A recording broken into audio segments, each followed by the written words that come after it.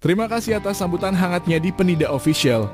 Saya siap menyajikan berita atau informasi terkini dan aktual untuk Anda.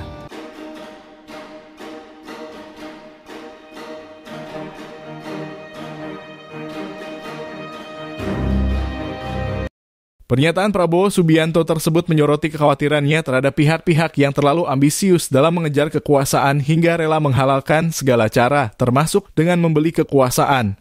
Menurutnya, kekuasaan yang diperoleh dengan cara seperti itu tidak hanya akan merugikan negara, tetapi juga dapat mengganggu kestabilan bangsa. Pernyataan ini disampaikan oleh Prabowo dalam acara penutupan Kongres PEN KVI di Jakarta pada 24 Agustus 2024. Meskipun Prabowo Subianto mengkritik pihak-pihak yang haus akan kekuasaan, ia tidak memberikan rincian spesifik mengenai siapa yang dimaksud. Namun ia menekankan bahwa inti dari menjadi seorang penguasa adalah memiliki kemampuan untuk memperbaiki kehidupan rakyat. Menurut Prabowo, kekuasaan seharusnya digunakan untuk kepentingan rakyat dan tidak boleh dikendalikan oleh kekuatan-kekuatan lain yang bertentangan dengan kepentingan umum. Filosofi ini menunjukkan bahwa tanggung jawab utama seorang pemimpin adalah memastikan kesejahteraan dan kemajuan bagi seluruh masyarakat.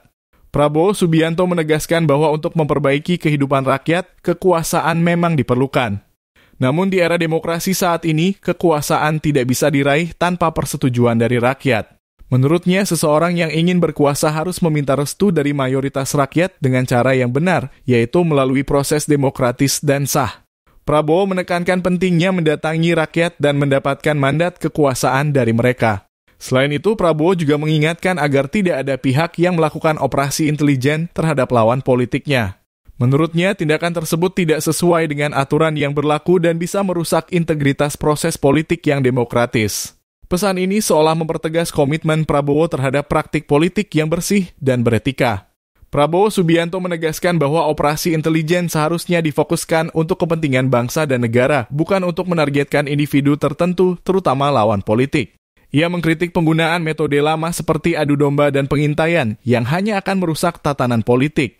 Menurutnya, intelijen harus digunakan untuk melindungi rakyat dan menjaga kepentingan nasional.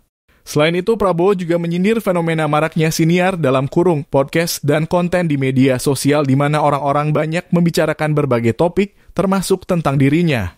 Ia menekankan bahwa dirinya lebih memilih untuk fokus bekerja langsung bagi masyarakat, terutama dalam mengatasi masalah seperti kesulitan air, daripada hanya duduk di ruangan ber-AC dan berbicara di podcast. Baginya, tindakan nyata untuk membantu rakyat yang sedang kesusahan jauh lebih penting daripada sekadar berbicara di media sosial. Apa arti politik?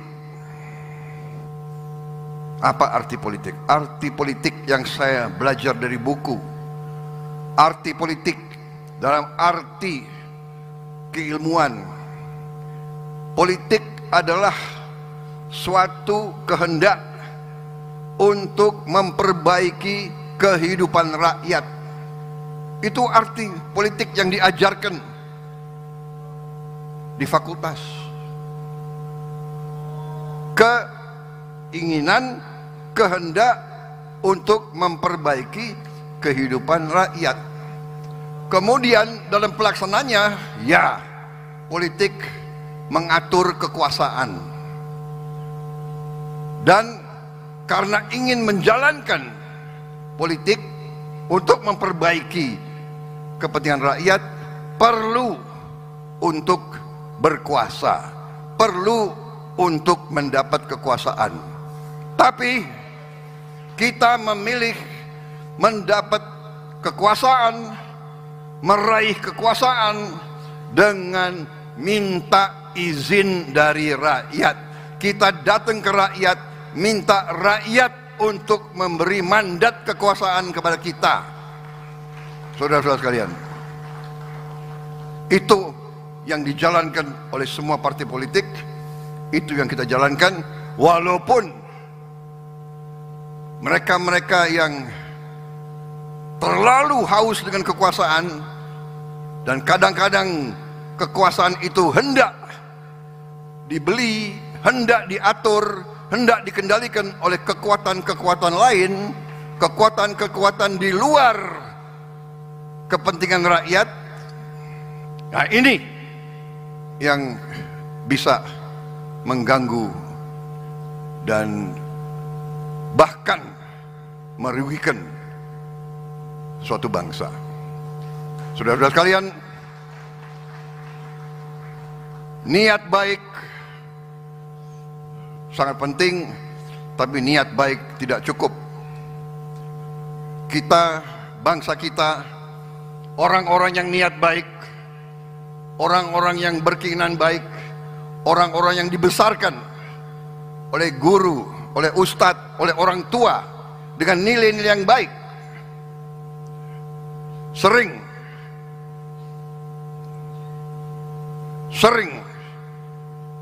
ditipu, dibohongi oleh orang-orang yang licik, orang-orang yang munafik, orang-orang yang lain di bibir, lain di hati.